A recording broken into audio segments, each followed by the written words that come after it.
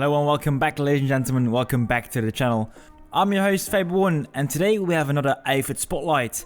And after doing B tier, B way and OWO, I started to see some differences between different outfits, and in particular this one today.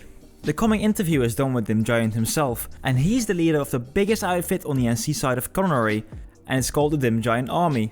Right now the outfit is over 2,000 members and is still growing.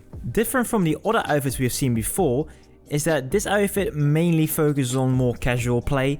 For example, they participate in the air anomalies, they do restaurants and many other crazy things like the end run you've seen in the beginning. Furthermore, this outfit is running with approximately 2 platoons per night, and because the outfit is so big, you don't have to expect that they take you by the hand and explain you everything what to do in the game. They give you a bit more freedom, but still, if you are a new player, they are there to answer your questions. As a final note, and I think this is the most important one, if you're in PlanetSide 2 for big battles and you'll play on the NC side of culinary, yes, the DGia Army will provide you those big battles you're longing for, so if you're interested, just keep listening to the interview. Hey, welcome Dim, thanks for inviting me today. Well, you came at a good time anyway. There were... Yeah, what the fuck, the big fight, 100 versus 100, it's... Doesn't happen on Miller. That is... Oh, it happens here all the time. That's one of the perks of having like a platoon or two at your disposal, because you can create that fight artificially whenever you want to. That's so cool, actually. Yeah, perks of actually running platoons instead of death squads, as serious gaming would call them. Yeah, but I mean, DGia is not really... It's kind of Zerg fit, right? Or isn't it? Oh, absolutely. I mean, I'd be lying if I said we were at the... Yeah, but it doesn't really... I mean, you guys create like real fights like PlanetSide is meant to be, right? I mean, I went with all the other platoons and outfits as well, and they kind of run with like 20, 30 people, give or take, and you get a cool fight, but you don't get those big fights. No, and that's what we're here to do. I want to... The outfit exists to serve two purposes, really. The first is to create the huge, colossal fights using all of PlanetSide 2's resources that it has at its disposal. So if we can do 48 planes, why not? Yes. 48 ants or 60, as you saw, why not? And when we experiment with that, and sometimes, 90% of the time it's not tactically sound, but occasionally something brilliant happens and we remember it. The second purpose for having these huge outfits and platoons is to ensure that the casual player base, which is considerably larger than the serious base, has a good experience, and we retain more players, because I want to grow the game. We have a nice mix of experienced players and more new players, right? I mean, I saw, for example, this Carter guy doing Charlie Squad. He was a bit more serious, I think, in leading the platoon or leading the squad. We're working on it. Okay. The outfit's so new that so we started like 5 months ago, and we grew to 1,600 within that time, and we haven't really had time to grow into ourselves and recognize what we're looking at in the mirror. And so just this last week, we finally decided on a name, a very derivative Rick and Morty name, the Council of Dims, for our new leadership group. So we're maturing finally and getting to the point where we have more guys like Carter stepping up, who we just met today, I might add. Oh, okay. But that's also the fun thing. Like, the outfit, it grows so quickly and we get so many new people. The opportunities for leadership spring up overnight, as it were. And we get people like him, just, that people are curious to see what happens with 60 ants. And so they hop in to see like what the hell is going on. And then a few of those guys like Carter actually stay. Well, before the outfit was really dependent on you, but right now you also get some time to do other things, or is it not like that? To do... Oh, you mean... Wait. I mean, the outfit is still dependent on you, and you're the big dim giant, but... Oh, very much so. That's actually one of the strengths and weaknesses of the outfit. They always have me 4 to 5 hours a day, except for Sundays, streaming and making sure everyone's having a good time and going out and doing crazy stuff together. But I've had more than a few guys tell me the moment I leave, it all evaporates instantly. Aww. It all just like gets blown to the wind. And that's one of the reasons we've started expanding the leadership pool. Yeah, that's clever. That's clever.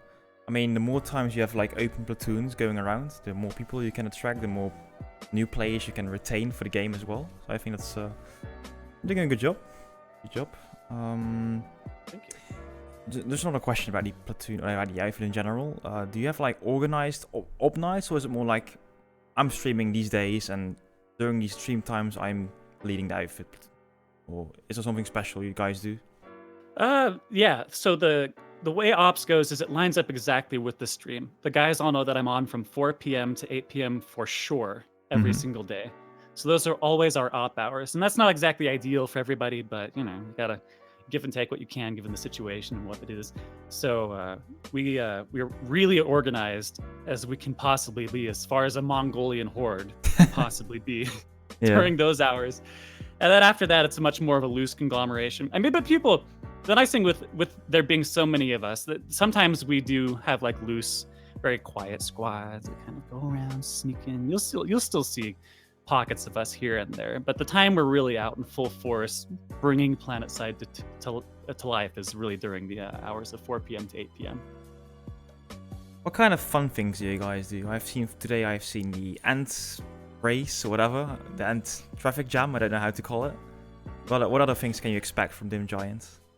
Everything. Everything. It's amazing. Like the other day, we took another group of ants a bit smaller than that one, and we drove all of them to the TR warp gate, and we built a massive base on top of one of the cliffs and shot down all the planes. And because we had like a full platoon at the warp gate building a base, we had like 12 guys filling up the Cordium silo constantly, another 12 guys manning all the guns, another 12 to 24 all getting in planes and creating an effective blockade around the entire sphere. So we had like scouts and perimeter patrols, and it was awesome. And so we do a lot of stuff like that on the ground. We also do tons of aerial stuff because I'm an old X-Wing Alliance guy. Like I love TIE Fighter, X-Wing series. And the moment I saw that there was aerial play in PlanetSide 2, I just fell in love at first sight. First blown up scythe, as it were. And so we just go crazy and I'll pick random fights. Like there'll be a fight 5 clicks away between the TR and the Vanu. They're just out there having a good time. It's a good farm or whatever. And then out of nowhere, the sun suddenly gets blotted out. The clouds are no longer apparent as all of these shadows of 50 to 60 planes descend on this fight and absolutely obliterate the attacking force. And we'll all get on Yell Chat and be like, we're here to rescue you, Vanu, or we're here to rescue you, TR. Whoever's like losing the fight, and we'll just completely lambast the other side. All kinds of good stuff. Yeah, I saw the air Dim Giant also come by in the galaxies. Really beautiful. Yeah. You guys are always open to everyone, or do you sometimes also do like closed platoons?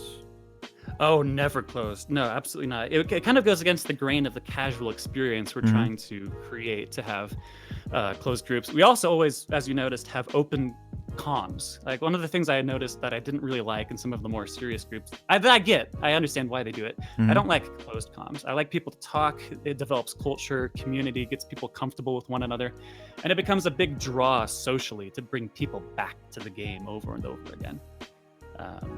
More so than just the gameplay by itself. So we do a lot to make sure that the new players are comfortable and have an easy time. So as long as it doesn't really get really annoying, the platoon chat is also kind of open to everyone. Yeah, exactly. And that's the great thing. Like you would think having open comms all the time would just be chaos. And to some greater or lesser extent, that's probably true. But over time, as you let people do whatever they want, people develop their own rules and their own standards within the framework of open comms. And so gradually it calms down and people develop their own cadence. Yeah, I think in general, the PlanetSide 2 audience is pretty mature in general. So they kind of know what's wrong and what's good. Yeah, exactly. Yeah, and occasionally we'll get the obnoxious kid going, Minecraft, over and over again. Shut him up and kick him out. That's pretty rare. Talking about Minecraft, we did it some ants. Do you also do some construction from time to time? We do. In fact, we do. That's okay. So I'll lead into that question with another thing. So there's one of the things I've noticed is that as we goof around and just screw up with stuff like the planes and get in fights we don't really want to be in, our guys actually like improve at the base gameplay. Yeah. So like there was a month where like every day every day for a month. We did nothing but goof around and bullshit with the construction meta. And there was one point where we even created our own like set of pillboxes that looked like, and we treated them as if they were like royal boxes in England. And we had our own jousting session across 2 walls. Got a billion snipers and did archery content. But they get so good with the construction and with flying by goofing off and being relaxed about it, feeling comfortable and safe. That actually translates well in traditional gameplay, to the point where like a week ago, a few of my guys, to answer your question now, are coming up to me saying, "Hey dude, we can build 5 orbital strikes that all converge on the same location if we just do it this way and this way and this way." They're so excited about it. And I'm like, yeah, let's do it, guys. And all they need is for me to be like, yes, green light, go. And they do it. Like, we've had 3 or 4 orbital strikes converge on the same location. Because our guys are so used to doing it the wrong way that it actually kind of gets them ready to do it the right way somehow. Because it gets them familiar with the equipment and such. So, Yeah. yeah.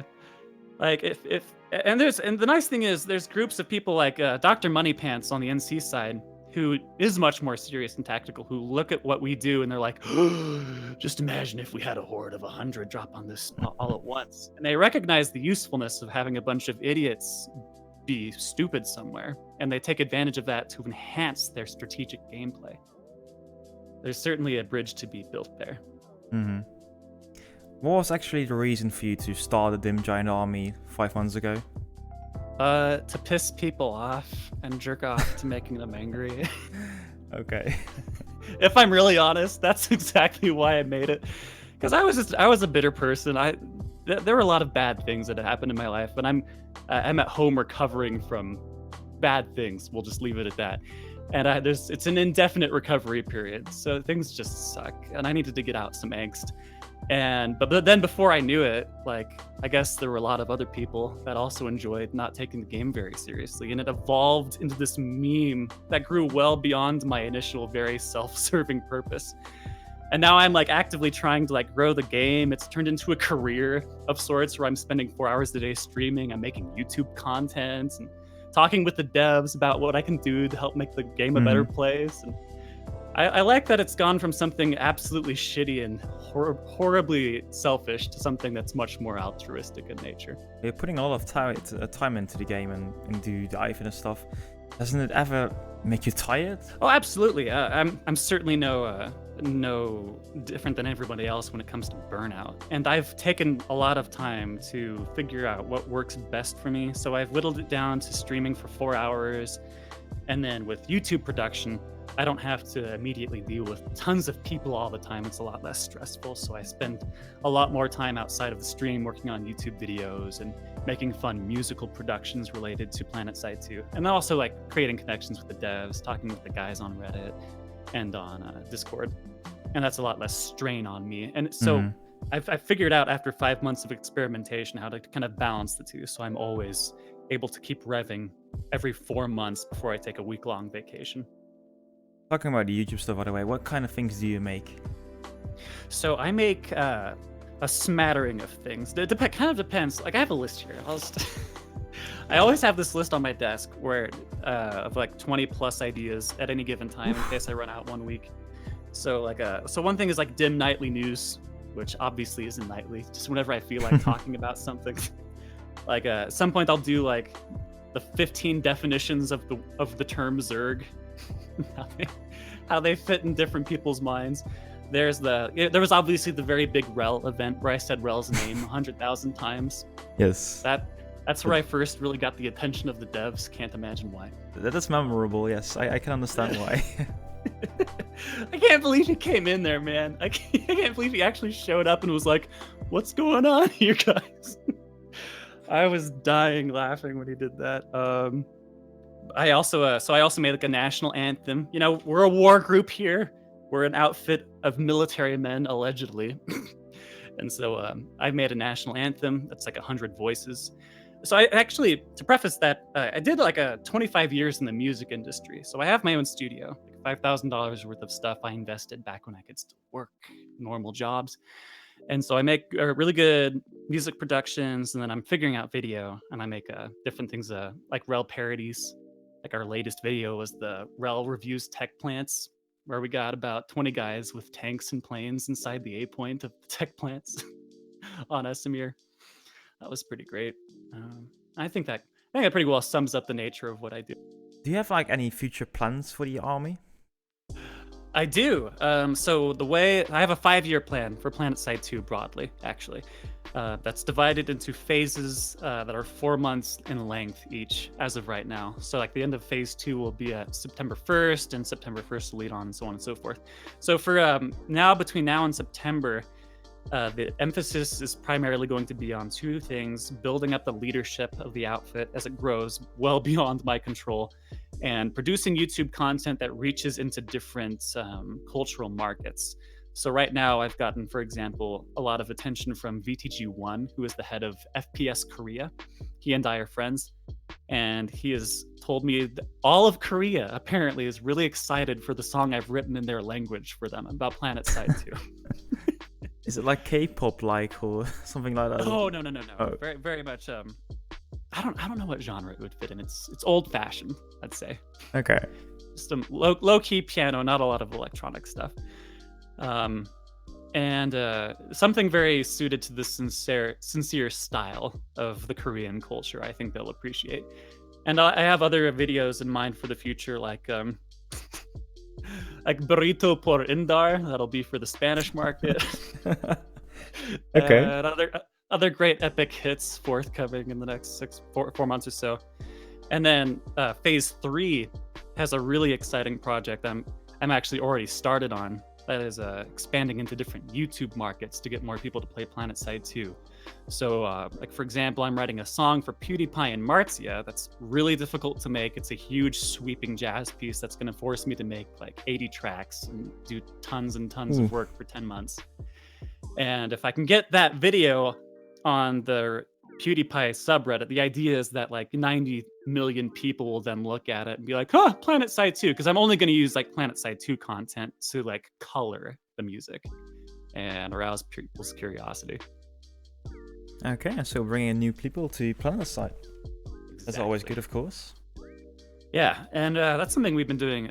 That was actually a big major thrust for the outfit's growth in February and March. If you actually look at Connery's population on the PS2 IU website or whatever it is that monitors population levels for Connery, before the DX11 update came out, there was actually a jump in pop during March that has no clear explanation, but I think I can account for the fact that another outfit with 1,000 members, most of them active, suddenly appeared out of nowhere and tried really hard to retain new players with an 8 to 10 hour long stream all during the month of February and March. So we've made a small dent with our outfit alone, and now I'm going to see what we can do by moving into meme territory. More memes, okay. More memes, that's the way. The way to go, man.